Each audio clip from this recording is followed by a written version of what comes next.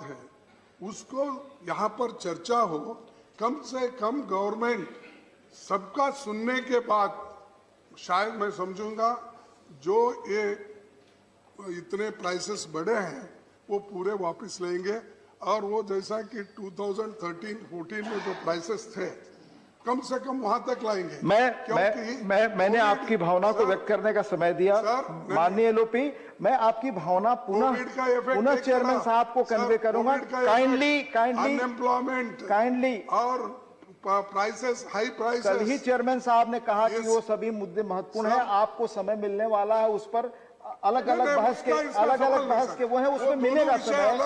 Statutory resolution, finance bill sir, उस पर अलग अलग नोटिसेज भी आए हुए हैं, उस पर तय होगा। काइंडली इसको इजाजत दे बोलने की।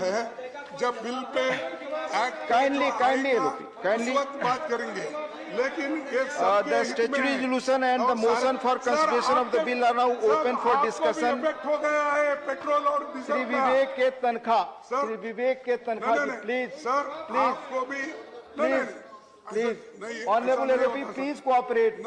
आप जानते हैं, आपने सरकार चलाई है, आपको इस बिल के महत्व के बारे में जानते हैं। काइंडली ऐसा नहीं होगा, आपकी कृपा से ही ये सदन चलता है, आप सबके सहयोग से। ये तो आपके चेयरमैन साहब, हमारे चेयरमैन साहब तो कल वो निर्णय दिया, वो कल का निर्णय है, आज नहीं। मैंने आज स्पष्ट किया कि आज का निर्णय हमने आपको बताया। आज का उनका निर्णय मैंने आपको ऑलरेडी बता दिया, उसको रीओपन नहीं कर सकते। माननीय विवेक तनखा जी, माननीय और कोई चीज रिकॉर्ड पे नहीं जाएगी। माननीय विवेक तनखा जी, प्लीज विवेक तनखा जी, ये अच्छा, माननीय विवेक तनखा जी, ये देखिए सर, ऐसा माननीय विवेक तनखा जी का जवाब नहीं आया, और एक मिनट, माननीय मंत्री कुछ कहना चाहते हैं। चर्चा इसकी होनी चाहिए। बहुत ही इंपॉर्टेंट ऑर्डिनेंस है सर, इसको पास, ये बहुत ही इंपॉर्टेंट ऑर्डिनेंस है, इसका पास होना बहुत जरूरी है सर, बहुत गंभीर आर्बिट्रेशन के मामले में। तो मैं सर प्रार्थना करूंगा माननीय विपक्ष नेता से सर कि आज कम से कम इसको पारित करवाएं, बहस कराएं, और मैं आग्रह करूंगा माननीय विवेक तनखा जी से, इसीलिए मैंने अपनी आरंभिक टिप्पणी भी नहीं की है, मैं आप सबों का उत्तर लास्ट में दूंगा, लेकिन आप आराम जरूर करें, मेरा आग्रह होगा सर। कृपया आपस में बात न करें और माननीय विवेक तनखा जी को बोलने दें। अब उसके बारे में वो दूसरे मेंबर्स बोलेंगे, लेकिन मैं इसके बारे में कह चुका हूं। माननीय एलओपी साहब, आप जानते हैं कि मैं इस पर इजाजत नहीं दे सकता। प्लीज नहीं दे सकते, नहीं, मैं इस पर इजाजत नहीं दे सकता। इसकी जिम्मेदारी सरकार लेना चाहिए। श्री सुरेश प्रभु जी तैयार नहीं है, श्री सुरेश प्रभु जी सरकार लेनी चाहिए, और ये गरीबों के तनखा जी प्लीज प्लीज, आपका मौका इस बिल पर बोलने के लिए आपका नाम है। आप जानते हैं इस बिल की ऑर्डिनेंस रिप्रेजेंटेटिव है सर, आप इसके महत्व को जानते हैं। कृपया कोई और बात रिकॉर्ड पे नहीं जा रही है। प्लीज हमारे पास प्लीज वेल में आए सदस्यों से मेरा आग्रह है, अपनी सीट पर जाएं, जो खड़े हैं वो बैठ जाएं। मेरा आग्रह होगा, आप सबसे निवेदन होगा, प्लीज वेल में खड़े सभी सदस्यों से मेरा आग्रह है कि अपनी अपनी जगह जाएं, और इस बिल के महत्व को देखते हुए सदन को चलने दें।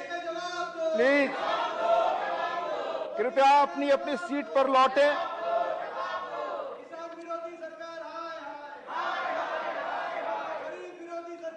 प्लीज अपनी सीट पे लौटें।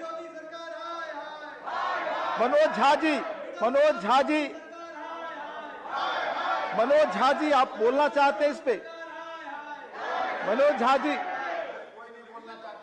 तो कृपया सदन को चलने दें, इस बिल के महत्व को बताया।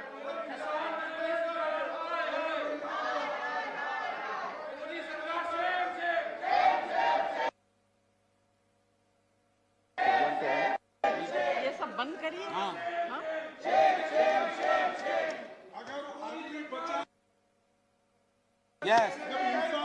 प्लीज सदन को चलने दें। सारी चीजें लेके क्या कर सकते हैं? प्लीज सदन को चलने दें। माननीय लोग, इस बिल के महत्व को आप जानते हैं, प्लीज माननीय महेश पोद्दार,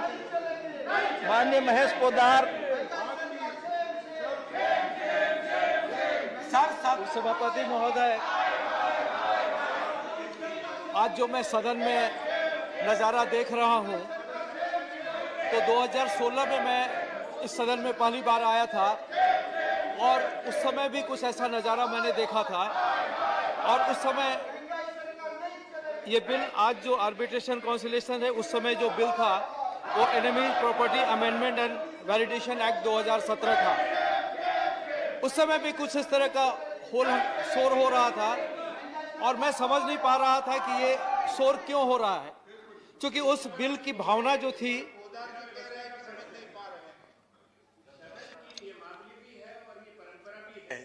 कि जब तक कोई विषय सदन के सामने है उसका समाधान ना निकला हो तब तक कोई भी सरकारी कार्रवाई या बिल नहीं लिया जाता। इस सदन की परंपरा रही है और उसका बार बार उल्लंघन हो रहा है। यह दुर्भाग्य की बात है। पहले विपक्ष का अधिकार है इन विषयों को उठाने का, हमारा अधिकार है, उसको सुनना पड़ेगा। हम जो कह रहे हैं जनता की बात। The House stands adjourned to meet at 11 hours on Wednesday, 10th March 2021.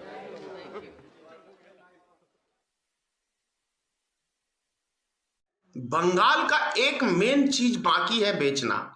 क्या है आप लोग समझ लीजिए, हावड़ा ब्रिज ऐतिहासिक चीज है और मोदी जी को ऐतिहासिक चीज बेचने में बड़ा आनंद आता है। भाजपाइयों को देश बेचने में बड़ा आनंद आता है।